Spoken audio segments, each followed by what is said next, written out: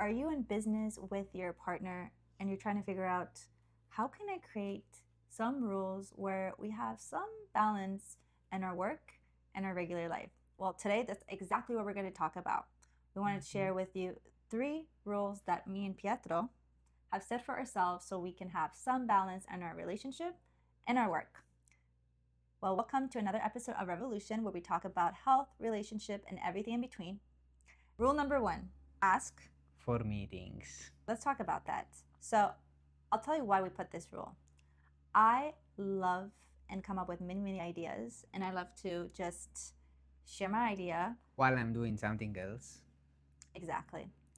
And so what would happen is we would get in arguments, or I would take things personally when he would tell me to, like, Lita, we need a meeting for this. So we decided to create a rule where we literally, if there is an idea that either of us have for the business, we make a meeting, a call to discuss it.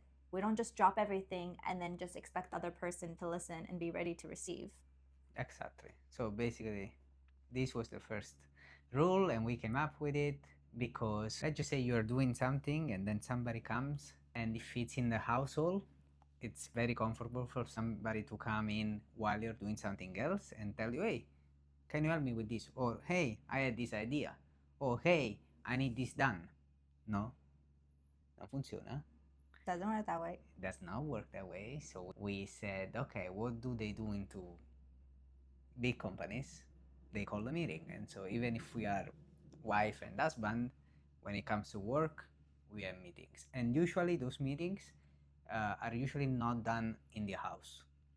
So it's either in my office, coffee shops, outside the household environment, because what you want to do is you want to try and create a new environment, and not have a meeting on the couch where you are husband and wife, and have a meeting in a coffee shop where you can be business partner more easily. Yeah. And because also, like, remember, energy stays in there. So we also knew, and this kind of was a life lesson during COVID, when we were working and I was studying in this household, this house didn't become a home anymore. So by choosing a different environment for these meetings, it also creates that safe space and also creates a boundary of holding ourselves accountable and knowing that our home is our home. Of course, we sometimes work and have last minute meetings, but it's very rare cases that we do that here. Number 2, second rule, and this is tied to number 1. Boundaries. So when it comes to boundaries, and this is for both of us, but I'll speak for myself, this kind of goes back into me having an idea and then me going like, hey, Pietro, can you help me with this? Oh my God, I had the best idea. Or the thumbnails, or like everything, the task in general. Tasks and the ideas. And this boundary not only helps me to not take things personally, right? But also, again, creates space and it creates structure for us and our business and our relationship. So let's just say, going back to the first rule, right? Respecting and calling a meeting. We're human, and we're husband and wife. We work together. Of course, I'm going to forget at times and not respect those boundaries. So when I do cross those boundaries and he tells me, hey, Lita, call a meeting for this, now I don't take it personally. I'm not like, oh, he's being mean. I'm going to be mad at him because he rejected my thoughts or he rejected me as a person. No, I'm his business partner, and there's a place to be a wife and a business partner. So being able to respect those boundaries. Also him, when I'm working and he says, Lita, right? I do the same. I said, hey, not now, call a meeting for this, or I'll get back to you when I finish this task. So we have this communication where we don't take things personal because we know when we are in business mode and when we're husband and wife. And it took a couple fights in order to figure 100%. This out. Yeah. I would like to add to this, it's also roles and responsibility, boundaries with roles and responsibilities.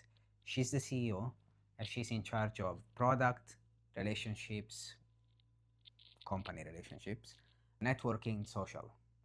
And I'm in charge of ads, emails, all the operational stuff.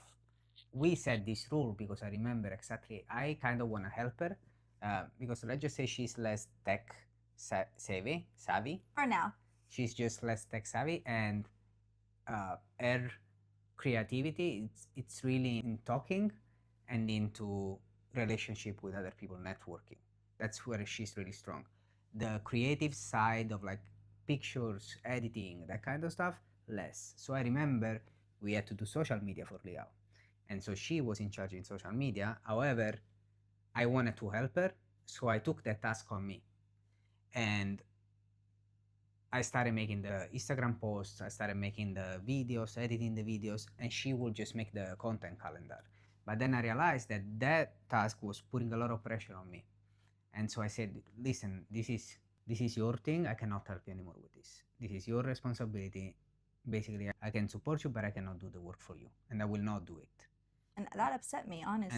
And then she got upset, but then she realized that I was basically taking time out of my list, which is already huge because we are launching a brand in two, literally. And then you understood it pretty quickly, and respecting now his you respect boundaries. it. Yeah. And so let's just say something else comes up, she can ask me for help. Like now we're gonna do some AI video editing. I will probably have to study it and then show it to her, but I'm not gonna do it for her. And so that's boundaries and responsibilities. With the rules within. With the roles within. So that's the second rule. Respect the roles. The first one was call a meeting for things. Don't just drop in stuff on the couch. Respect roles and responsibilities without getting upset. And three. Number three, and that's it. The most important of all is turn off the business mind at 7 p.m. Okay, so realistically, the business mind never turns off. However, us talking about work, we've set a rule that after 7 p.m., we physically stop working, unless it's an emergency. Obviously. So what we do is we literally count down sometime. We're like, oh, it's 6:59, 1 minute. Finish True. up, right? Very true. And then we close our laptops and we say, no more talking about work. And if you have an idea, let's talk about it tomorrow. And so we'll have dinner and then do our nightly walk. And we won't, and I'm not gonna lie, yes, during those walks, sometimes we get like more ideas coming in, but one of us will keep the other person accountable and be like, hey, can we talk about this tomorrow? Remember, it's 7 o'clock. Yeah.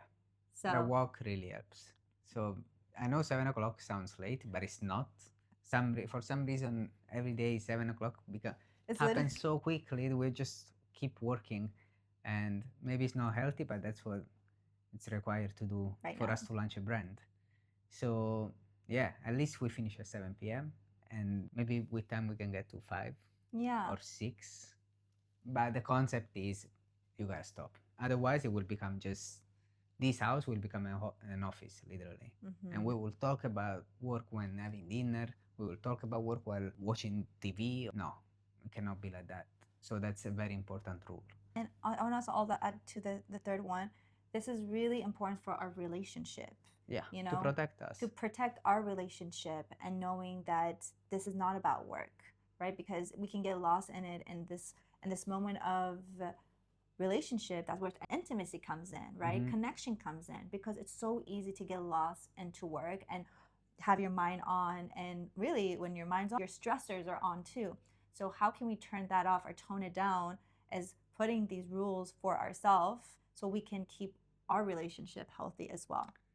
So healthy relationship, and go for walks. Walks are great. Yeah, we love doing our walks as much as we can. So if you work with your partner, just use the walk as a, how do you call it?